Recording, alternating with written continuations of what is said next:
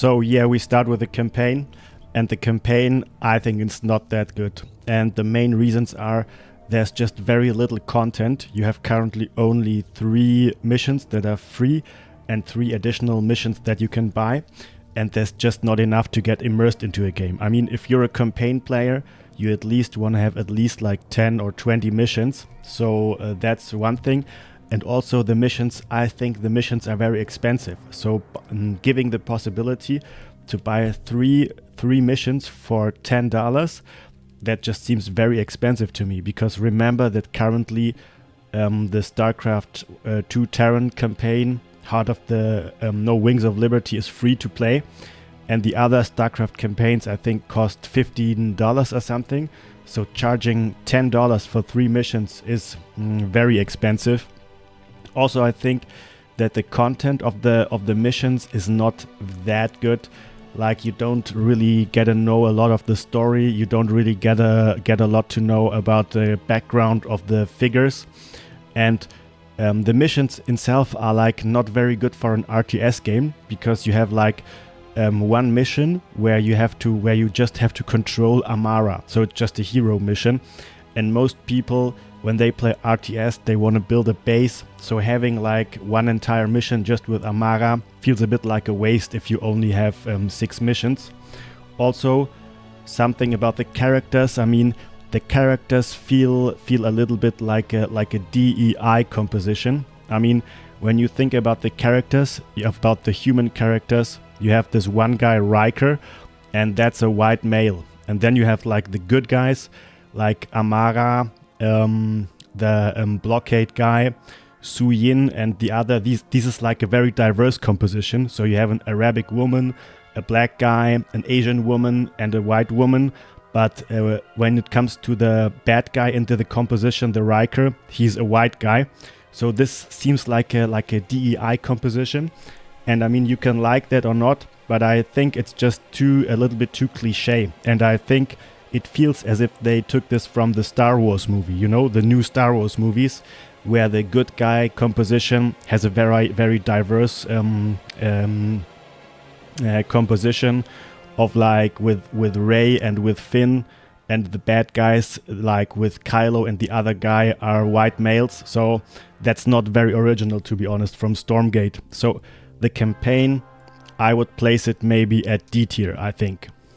Next mode we have is the 1v1 mode, and the 1v1 mode, I think it's not bad. It is okay. It doesn't have like huge flaws. It can be fun at times, but I think I would rate it maybe into B tier. And the reason is because I would take 1 tier off, because like the balance is pretty bad. You have, for example, this dog versus dog meta. When you play Vanguard, every game is like dog versus dog. Or you have like the morph core rushes, which is also very, very annoying. Like, you know, sometimes a player just moves a morph core into the enemy space, and because the enemy knows that he has no chance of fending this off, he just goes for a counter worker rush or something. So the balance is very bad. There's a lot of cheesy and very boring meta.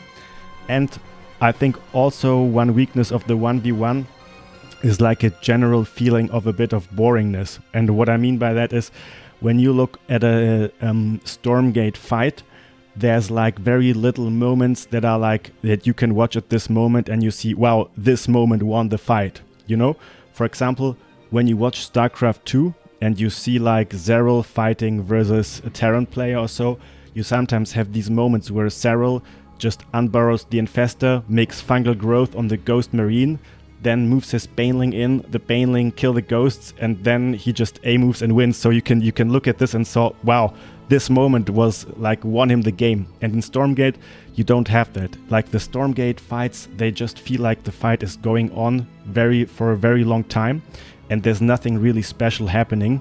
For example, also with the heal, you have a lot of healers in Stormgate, like the medtechs, and sometimes because the time to kill, because the DPS is kind of low, the attacks of the enemy team is not even enough to out DPS the healing of the healer. So sometimes the fights just feel like they're going on forever and nothing has happened. It also has been described as a lot of spikiness, I think by day 9, and I think that is true. So I think bad balance and lack of action-packed moments are weaknesses of the 1v1, but I still think there's hope for 1v1, and I would not rate it too badly. B tier is fine, I think. Then we have the custom, and yeah, the custom games, of course. I mean, the custom games currently are not existent, so you can either skip them or you can rank them D tier. I mean, I think I would rank them D tier just because they don't exist at the time. And for me personally, I'm not a big custom player, but I do think that custom is so important if you want to have a good player base, because like the esports, I mean, in esports you have a tiny amount of pro players and a huge amount of just casual players, and the casual players are the spectators of esport. So the casual players keep the game alive, and a lot of casual players, they play custom games. So custom games, I think is like a bonding tool for casual players to get into the game and to play sometimes. If you look at StarCraft 2, there's a huge amount of custom games, and a lot of people only play custom games.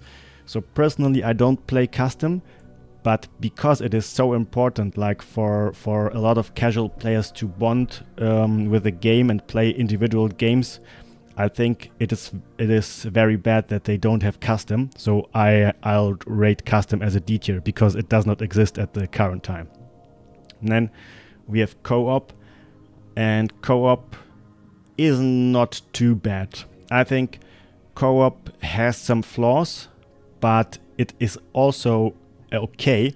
I would place it into B tier, and the reasons are, I think I have to the reasons why I place it in B tier is, one thing, it's very expensive. So you only have one free hero, and each other hero costs $10. So in StarCraft 2 you have 3 free heroes, and each other hero costs $5. So that's and there, I don't think that there is anything to justify the price. Like Stormgate is not better. If anything, it's a little bit worse. So that's one thing.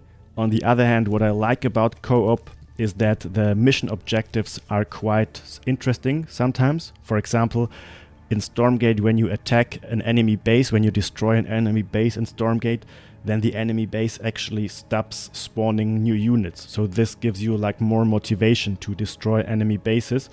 And I think this is better compared to StarCraft 2, because in StarCraft 2 co-op, the spawning of enemy units never stops, even if you destroy an enemy base. That is good. However, I also think that there's a lack of diversity in the co-op heroes, because every single co-op hero in Stormgate has a hero unit on the battlefield. Like in StarCraft, many co-op commanders don't have a hero unit, but instead they have like global abilities or something. So there's much more diversity.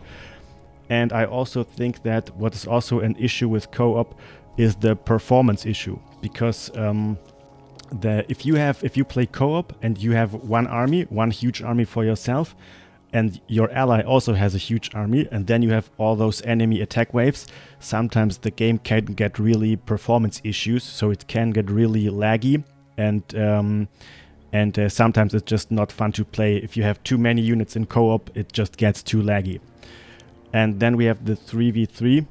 The 3v3 currently also doesn't exist, so I also have to put it in D tier. And you know what? Because I ranked custom and 3v3 to D tier, I think I'll have to put campaign one tier higher, because at least the campaign exists. So custom and 3v3 are not present at the moment. And for me, 3v3, it's also a disappointment why 3v3 is not available at the moment. Like just in my case, my main playing modes in StarCraft 2 are 2v2 and 3v3, because I like having these competitive games, but I also think that 1v1 sometimes gets a little bit repetitive. So everyone is just playing meta, and 1v1 can get like uncreative, whereas while the team games like 2v2 or 3v3 are often more random, more volatile, more creative compared to 1v1. So yeah, I know it's maybe a niche. It's just subjective, because for me as a 2v2 or 3v3 player, it's actually a disappointment that 3v3 is not available, because that was the game mode that I was most excited for. So yeah, that's it, dudes. So I hope you enjoyed the video, and see you next time.